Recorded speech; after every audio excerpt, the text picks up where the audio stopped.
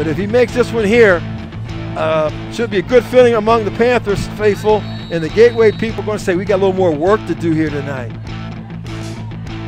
It'll be a 22-yard field goal, and he is good inside the near upright. A 22-yard field goal by Bayne, and it's now a 2-score game for the Franklin Regional Panthers, and he gets applause from his teammates, well deserved.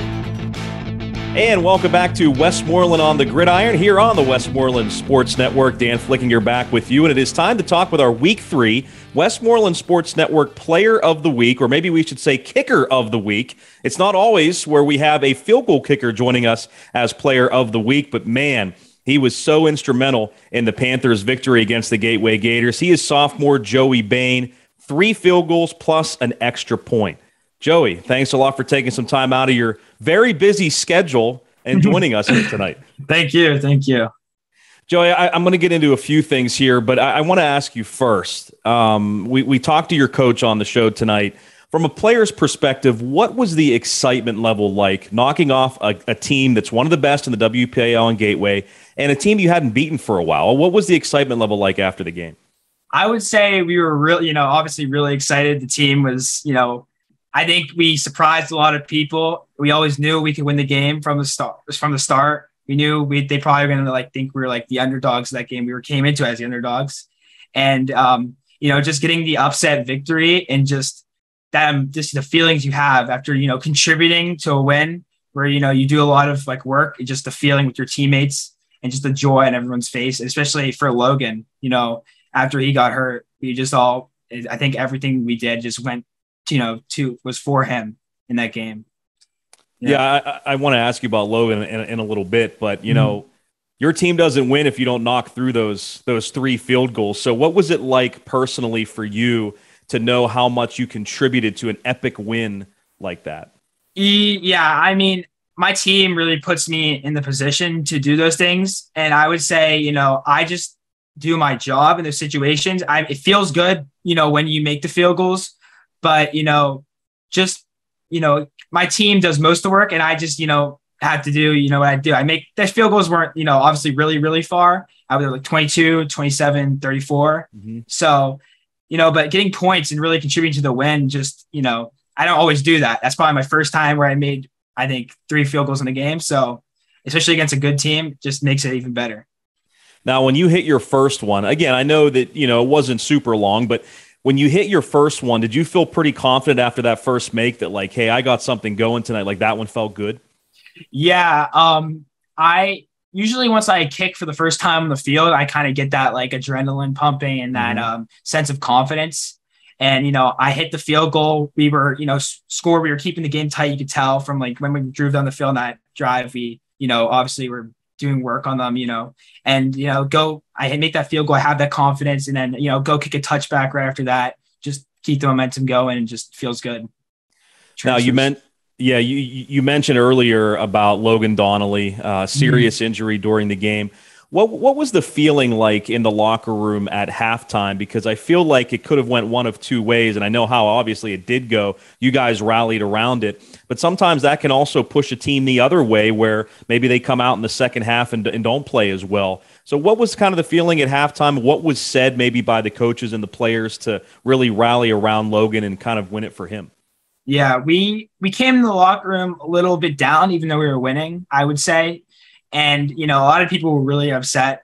People had a lot of emotion, on their face. It was just a lot of people were upset, but everyone kind of still had that sense of seriousness and knew how, that we were winning and we needed to, almost do it for him. And it felt like he would want it for us to win that game. And, we hung up his, his helmet, his jersey on the locker room. We kept, stayed quiet. We, just let everyone talk. We did our meetings, halftime meetings. Me as a kicker, I kind of just sit in the back and I just kind of just stay focused and try not to interrupt anything or just, stay calm and whatever. And yeah, I would say everyone was kind of emotionally affected, but no one got too down or the point where they, were actually affected on the field the way they played. I'd say it increased, if anything. Yeah. Have you had a chance to talk with Logan since? I've only texted him, I wished him well and stuff, but I haven't really got to talk to him in person, haven't seen him. But yeah, besides that, I mean, I've heard his surgery went well and Good. he's, at home right now. So yeah. Yeah, that's good.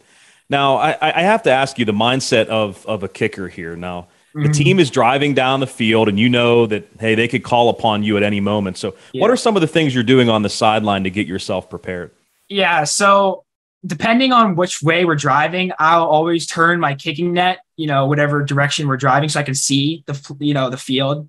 I'll usually do one kick after we cross the 50-yard line, just into the net. Because you don't want to, as a kicker, I don't really like to kick too much into the net because you almost like wear yourself down and you just want to make every rep you do on the sideline just very quality. Just every rep, just like in a game, like imagine going through the uprights.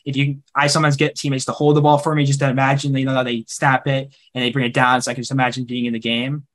And, I'll probably do one once across the 50. And then after that set of downs or whenever, where we go after that, I'll do another one at the first down and then maybe one right before I go out for the field goal. And I know I'm probably going to go out right on third or fourth down. And yeah, that's usually what I do. And I usually just try to stay pretty I don't let anyone talk to me or kind of just stay by myself, stay isolated and just think about making it. Just that's the main thing. Just having no doubt and just knowing that you're going to make it and just having that reassuring sense of confidence just really helps you, especially as a kicker.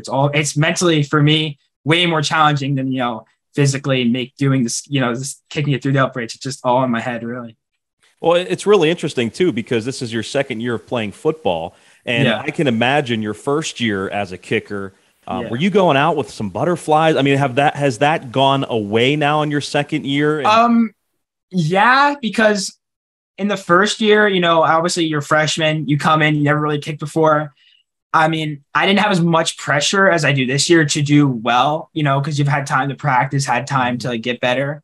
But I was obviously really nervous last year. I would say first game we had against Plum week 0, that game, I played good, made all my extra points, obviously I've improved after, then, but yeah, it was a good game to come out on. That first game, I got a lot of butterflies out, but every game that season, I was definitely more nervous than I am now because once you miss, for the first, you miss, it kind of what the feeling is. And it's almost no one's really going to get on you, especially my teammates are really supportive. Even when if I miss, I missed the 43-yard. That's it this season in the first game, but they always are really supportive and just move on to the next one because you really just can't really think about the past and it just really just get to the next one, just keep going. And you just kind of carry that confidence that knowing even if you miss your teammates are there to support you and your coaches are there also to support you. So yeah, and they have that confidence in you. Everybody misses a kick, but you're going to come back and hit the next one. And that's just why I like the confidence that my coaches have shown to me this season.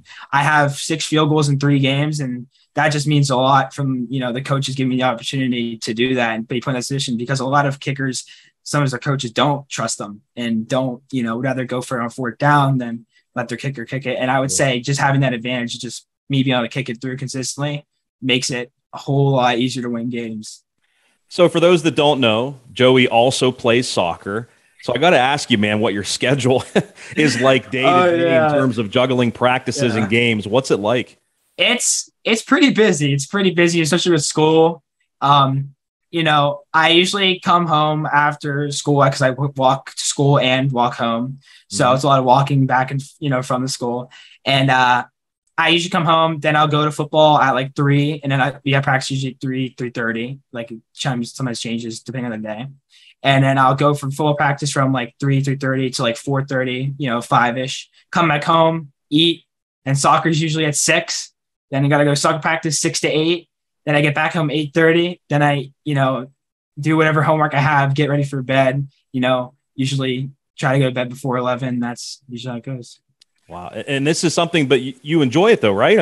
Yeah, I honestly think it makes me do better in school. That might sound crazy because of how much I do, but it's that scheduling, what you have to do and you don't have procrastination time. It's you do it at this time. You're really efficient with your time. So you're always, doing something. So I especially in sometimes in the winter or in this winter, especially not the spring as much, but in the winter, I'll, come home and I'll have hours before a soccer practice or something. And I would say I procrastinate more, and then, it doesn't lead to sufficient of time where I could be practicing, doing something else. Yeah.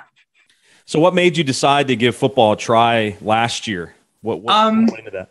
So the story that comes with this is that I think like a week or two into August last year, one of my friends, Drew DeVola, lineman on our team, a good friend of mine, always, have been friends with them since I was a little kid and played soccer with them for many years. And he just told me one day that they still needed a kicker, and that, Caden Smith was the kicker the year before, and he was going to be if I didn't. And, I came in, tried out after soccer practice that like on a summer day. And I didn't really kick that many times before that, maybe 2 or 3 times. And then I do like a kicking competition just against some other kid that was trying out for my school. He doesn't really play soccer. I mean, I didn't really know much of it. And I started like hitting 40-yard field goals pretty consistently. And my coaches were impressed. And I was, I kind of impressed myself a little bit. I didn't really know what I could do and know what to expect. Yeah, I didn't really know. And they were impressed, and it kind of just made me like, you feel good. And I just kind of like that feeling of just like being able to do something that other people were impressed with. And, that snapped it on, and I just kept going with it. And I just, that's how it went. It's a very, very cool story. Now, you still have some years left, obviously. You're just a sophomore, but do you kind of want to keep the option open of playing football maybe in college, or are you kind of set on soccer? What are you thinking? 100%. Yeah, I definitely would want to play football in college if I got the opportunity. It's always, I like doing it, and it's just, an opportunity there for me to go to college and get a scholarship, or do, go a different way just in soccer, giving me more opportunities to get a scholarship. So yep, those options are out there, man, if you keep doing what you're doing, for sure. Now, one final thing for you guys play Shaler on Saturday, which is different, obviously. What do you have to do to keep this thing rolling after such a big win against Gateway? What do you have to do to come away with a win, do you think?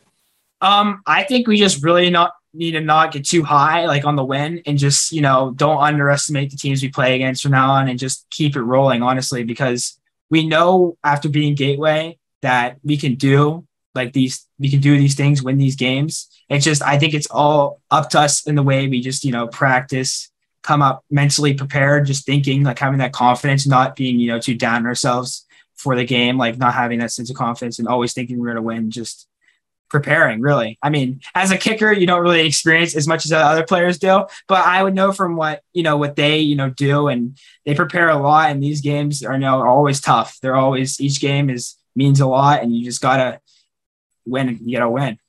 Absolutely. Joey, this was great. You did a fantastic job. Congratulations, man, for those 3 field goals and that extra point. Keep booting them through, and we'll talk again soon, I hope. Thank you. That is Joey Bayne, sophomore kicker and also soccer player for the Franklin Regional Panthers. Coming up next, we'll preview Week 4 games right here on Westmoreland on the Gridiron on the Westmoreland Sports Network.